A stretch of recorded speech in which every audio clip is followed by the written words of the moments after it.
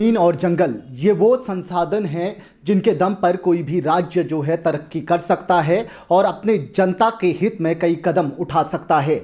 लेकिन अगर इन्हीं संसाधनों पर भूमाफियाओं की नज़र पड़ जाए तो इसका खामियाजा आने वाली पीढ़ियों को भी भुगतना पड़ सकता है। नमस्कार, मैं हूं देवेंद्र प्रसाद, आप देख रहे हैं मुद्दा टीवी। अगर हम बात करें देहरादून शहर की, उत्तराखंड की जो राजधानी है, तो देहरादून शहर की अगर हम बात करें तो कुछ साल पहले देहरादून शहर के आसपास कई ज़मीनें थी, लेकिन आज उन ज़मीनों पर भूमाफियाओं का कब्ज़ा हो चुका है और जो कुछ ज़मीनें बची भी हैं तो उन पर भूमाफियाओं की नज़र है। ऐसा लगता है कि भूमाफियाओं के जाल को देखकर कि प्रशासन उनके सामने बौना नज़र आता है, लेकिन कुछ आवाज़ ऐसी भी हैं जो लगातार भूमाफियाओं के ख़िलाफ़ जो है बुलंद हो रही हैं। उनमें से एक आवाज़ ऐसी है जो आजकल चर्चा का विषय बनी हुई है। जी हाँ, मैं बात कर रहा हूँ आरटीआई एक्टिविस्ट और एडवोकेट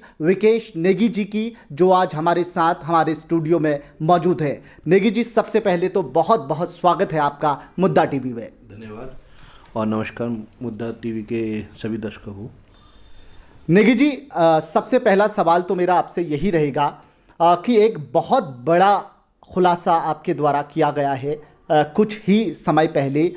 300 बीघा ज़मीन पौधा की खुर्द-बुर्द कर दी गई है, जैसा कि आपके द्वारा भी बताया गया है, आपके द्वारा आरटीआई लगाई गई थी। वो पूरा मामला जब प्रकाश में आया उसके बाद जो है अचानक बहुत बड़ा, एक ये कह सकते हैं कि बहुत बड़ी बात निकलकर सामने आई है। इस पे आपका क्या कहना है? देखिए, ये मामला 2021 में एक अजय गोयल है, उनके द्वारा कंप्लेन की गई थी कमिश्नर, गढ़वाल कमिश्नर को, लैंड फ्रॉड के मामले में।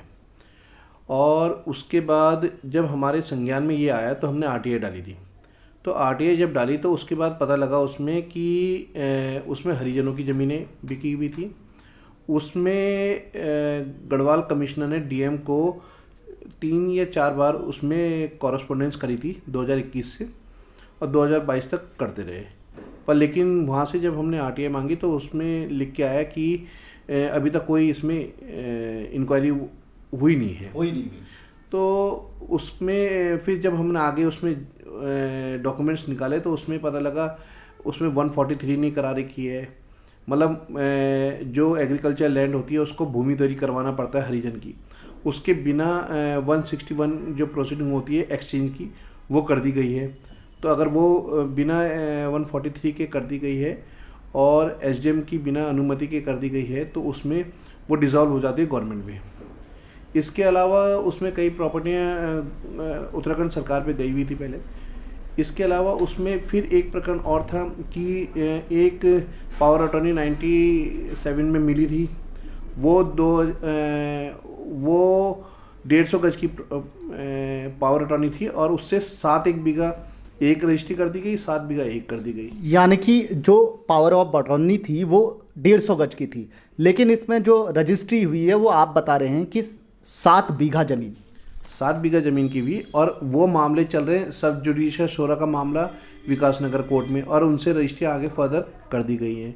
फिर इसमें एक प्रकरण और आया कि 154 जो मतलब बाहर के लोग जो उत्तराखंड के निवासी नहीं है वो 250 वर्ग मीटर से ग्रामीण क्षेत्र में से ज़्यादा ज़मीन ले नहीं सकते थे, तो वो प्रकरण आया। फिर उसमें ज़मीनें वेस्ट हो गई।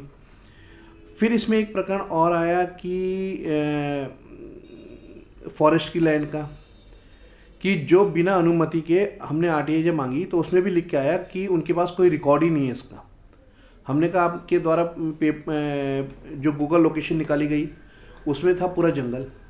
जब उसको हमने आरटीआई से फॉरेस्ट विभाग से मांगा तो उनके द्वारा लिख के आया कि इसमें कोई अनुमति नहीं मांगी गई और ना ही कोई इसमें पेड़ों में नंबरिंग हो रही है कि जिससे पता चले कि थे कितने।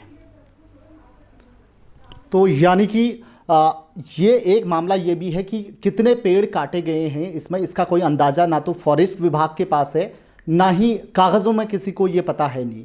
तो एक तरीके से ये भी कह सकते हैं कि खनन का भी एक हिसाब से आप देखिए तो खनन का केस भी ये बनता है। नहीं, ये खनन का केस नहीं बनता है। एक्चुअल ये है कि फॉरेस्ट एक्ट के अंतर्गत इसमें कार्रवाई होगी और नेशनल ग्रीन ट्रिब्यूनल में अब ये मामला जा रहा है, जिसकी हमने कंप्लेन नेशनल ग्रीन ट्रिब्यूनल को कर दी है। दूसरी चीज़, इसी ज़मीनों के मामले में एक प्रकरण और था। इसमें एक परमिला प्रमोटर करके एक फर्म थी, उसकी भी अटॉर्नी फर्जी बना के उससे सील डेट करी गई है। तो इस पूरे प्रकरण में पूरा प्रोजेक्ट ओल झोल मामलों का चला आ रहा है। नेगी जी, सवाल ये है कि जब कुछ दिन पहले आपने इस बात का खुलासा किया तो आपको पता था कि आप एक बहुत बड़े माफियाओं के बिल में हाथ डालने जा रहे हैं। कितना सोचना पड़ा ये खुलासा करते समय? देखिए, इसमें ज़्यादा सोचने की क्या बात है, हम तो डॉक्यूमेंट्री बात कर रहे हैं। इससे पहले भी हमने एक प्रकरण उठाया था जिसमें चाय बागान की लैंड थी, सीलिंग की लैंड थी, जिसकी हाई कोर्ट में हमने पीआईएल डाली, जिसमें सुप्रीम कोर्ट का ऑर्डर ये आ गया था कि 96 में 10 अक्टूबर 1975 के बाद जितनी भी सेल डेट्स होंगी सब शून्य मानी जाएंगी। तो वो सब बिकी थी। फिर वो मुद्दा हमने उठाया, तो उसके बाद हमने उसकी पीआईएल फाइल करी। तो इसी तरह ये मुद्दा भी है, इसकी भी हम आगे फर्दर पीआईएल फाइल करने की तैयारी में है। ये बताया जा रहा है, ये अगर पूरा प्रकरण देखें तो ये बहुत हाई प्रोफाइल लोगों से जुड़ा हुआ है। इसमें ये भी बताया जा रहा है कि कई आईएएस अधिकारियों के प्लॉट इसमें हैं, कई आईपीएस अधिकारियों के प्लॉट इसमें हैं और वर्तमान में जो डीएम देहरादून हैं उनके संबंधियों के प्लॉट भी इसमें हैं। इसमें कितनी सच्चाई है? ये तो डॉक्यूमेंट्री एविडेंस है। इसमें सच्चाई मतलब कोई ऐसा तो है नहीं कि छुपाने वाली बात है या कोई हम अपनी तरफ से बोल रहे, तो डॉक्यूमेंट्री प्रूफ है। आप रजिस्ट्रार के यहाँ से डॉक्यूमेंट निकालिए, सब आपको मिल जाएगा। और मज़े की बात इसमें यह है कि बहुत से लोग जो आईएएस वगैरह हैं, मतलब टोटल ये कॉलोनी आईएएस और के नाम से बनी हुई है। और दूसरा, इसमें टोटल प्लॉट आईएएस पीसीएस वगैरह को ही मिले हैं। और इसके अलावा इसमें गेम ये खेला गया है कि यह पौंदा में ये एग्रीकल्चर लैंड है, ग्रामीण क्षेत्र है। तो चाहे ब्यूरोक्रेट्स है कोई है, तो ये बाहर के लोग 250 वर्ग मीटर से ज़्यादा ले नहीं सकते। इन्होंने कईयों ने ज़्यादा ले रखी है। अगर वो ज़्यादा लेंगे तो वेस्ट हो जाएगी गवर्नमेंट में। तो उन्होंने अपनी सास के नाम ले रखी, किसी ने अपनी वाइफ के नाम जैसे ले रखी, उनकी फिर अपनी सास के नाम ले ली। तो ऐसे करके इन्होंने कई प्लॉट बना दिए। तो ये समझने वाली बात है कि विकेश नेगी जी ने हमें बताया कि जो बाहर के लोग हैं उनको 250 गज जमीन लेने की ही अनुमति जो है उत्तराखंड सरकार ग्रामीण क्षेत्र में उत्तराखंड सरकार के द्वारा दी गई है। लेकिन इस पूरे मामले में खेल ऐसा खेला गया है कि अगर एक ने प्लॉट लिया है, हम फॉर एग्जांपल के लिए कह सकते हैं कि अगर एक आईएएस अधिकारी ने प्लॉट लिया है तो उसने दूसरे प्लॉट जो हैं अपने संबंधियों के नाम पर लिए हैं। नेगी जी, एक सवाल ये है कि इस पूरे सिस्टम में आप गलती किसकी मानते हैं? क्योंकि मीडिया में ये बात फैलाई जा रही है, ये बात आई है कि आईएएस अधिकारी जो हैं वो भी ठगी का शिकार हुए हैं। लेकिन जहाँ तक मेरा पर्सनल अनुभव है, आईएएस अधिकारी को ठगना बहुत मुश्किल है। आप क्या कहना चाहेंगे इसमें? देखिए, इसमें मैं अब ज़्यादा कमेंट तो इसमें मैं करूँगा नहीं, क्योंकि फ़िलहाल तो उन्हीं को ठगा गया है, जो एससी माथुर और अजय गोयल वगैरह जो इसमें प्रॉपर्टी, और एक इंदर सिंह बिष्ट है, उनके द्वारा ये ठगा गया है। क्योंकि ये मामले सब जुडिशियस हैं, एससी माथुर के चल रहे हैं, अजय गोयल कंप्लेनेंट है, अजय गोयल ही इसमें सहमति करता है। तो ये इनके द्वारा कूटनीतिक तरीके से इनको ये ज़मीनें इनको बेची गई हैं। अब देखिए, हो सकता है इनको भी पता हो, मैं उसमें ज़्यादा कमेंट मैं करूँगा नहीं। और बाकी फ़िलहाल जो इससे देखने को लगता है कि इनको ठगा गया है, एक तरह से इनको ठगा गया। नेगी जी, मेरा सवाल ये है कि जब से इस बात का खुलासा हुआ है तब से क्या कभी इस तरीके की कोई धमकी, इस तरीके का कोई प्रेशर आपके ऊपर है कि नहीं इसको आप क्लोज़ करो? क्योंकि होता है इस तरीके के मामलों में, और वैसे भी आपने पहले भी कई मामले उठाए हैं, लेकिन ये मामला थोड़ी और हाई प्रोफाइल मामला है। नहीं, ऐसा कुछ नहीं है। क्योंकि देखिए, जो भी हमने बात करी, हम डॉक्यूमेंट्री बात कर रहे हैं। हमने पर्टिकुलर किसी पे ना किसी ब्यूरोक्रेट्स पे एलिगेशन लगाया। हमने तो खुद बोला है कि उनके साथ फ्रॉड किया गया है। तो इसमें जो फ्रॉड किया गया है, अब ये कार्रवाई करें जिन्होंने फ्रॉड करा है उनके ऊपर। बाकी तो मैं इसमें ज़्यादा उसमें बोलूँगा नहीं। देखिए, कुछ बातें आप भी जानते हैं या जनता भी जानती है कि क्या है क्या नहीं है। बाकी रही बात उसकी, जो भी हम लड़ाई लड़ते हैं वो डॉक्यूमेंट्री लड़ाई लड़ते हैं, हम किसी पे फालतू एलिगेशन नहीं लगाते। नेगी जी ने कहा कि हम किसी पे फालतू एलिगेशन नहीं लगाते। बात करते हैं उत्तराखंड राज्य की। उत्तराखंड राज्य जो है 23 साल का हो चुका है, 24वें साल में है। एक एडवोकेट के तौर पे कहें या फिर एक उत्तराखंड के नागरिक के तौर पे कहें, आपको क्या लगता है कि जितना विकास होना चाहिए था उत्तराखंड का इन 23 सालों में हुआ है? देखिए, विकास की बात करें तो अगर आप कायदे से देखा जाए तो विकास मंत्रियों का और अधिकारियों का हुआ है। बाकी आम जनता के उसमें आप कोई भी आप प्रोजेक्ट देख लीजिए, किसी में भी देख लीजिए, सब में आपको घपले के घपले ही मिल रहे हैं। मतलब उत्तराखंड जनता ने जो ये उत्तराखंड बनाया है, एक जो सपना देखा था कि हमारा उत्तराखंड बनेगा, तो उसमें वो सपना अभी तक पूरा हुआ नहीं है। और फ्रॉड, मतलब घपले पे घोटाले, हर चीज़ नई नई निकल के आ रही है। तो ये एक तरह से देखा जाए तो उत्तराखंड घोटालों का प्रदेश बन गया है। उत्तराखंड घोटालों का प्रदेश बन गया है। आपकी बात पे अगर हम कहें कि ऐसा है, तो ऐसा क्यों लग रहा है आपको कि उत्तराखंड घोटालों का प्रदेश बन गया है? अभी आपने खुद ही देखा, जो प्रदेश की एजेंसियां कोई भी काम नहीं कर रही हैं। जितने भी आप सीबीआई के मामले देखिए, हाई कोर्ट के द्वारा किए गए, अभी उद्यान का आ गया, इससे पहले एक टेंडर का जो सीबीआई को गया है, क्या नाम उसका, हरिद्वार का, और कई और मामले हैं जिनमें एसआईटी जांच कर रही है। भर्ती घोटाला, जिसकी हमने एक पीआईएल फाइल करी हुई है उसमें भी, जिसकी दिसंबर में डेट है। एक हमने आपका इसकी पीआईएल फाइल करी हुई है क्रिकेट की। उत्तराखंड के बच्चों को कोई भी क्रिकेट में नहीं खेल रहा है। यहाँ उत्तराखंड जो एसोसिएशन जो बनी हुई है, उसमें उत्तराखंड का कोई भी नहीं है। उनके कितने मामले हैं, उसकी भी हमने पीआईएल फाइल करी हुई है कि भाई यहाँ पर इतना, और 70 करोड़ का घपला हो गया। कहाँ है स्टेडियम में, कहाँ है? जितने भी हैं सब बाहर के आके हमारे प्रदेश को लूट रहे हैं। नेगी जी, सवाल मेरा आपसे ये पर्सनल है, इतनी प्रेरणा कहाँ से लेके आते हैं? क्योंकि जो काम नेताओं का था जनता के लिए लड़ना, वो काम आप कर रहे हैं, कहाँ से प्रेरणा मिलती है? देखिए, ये प्रेरणा तो हमें शुरू से ही थी, पर कुछ हालात की वजह से बीच में रुक गए थे।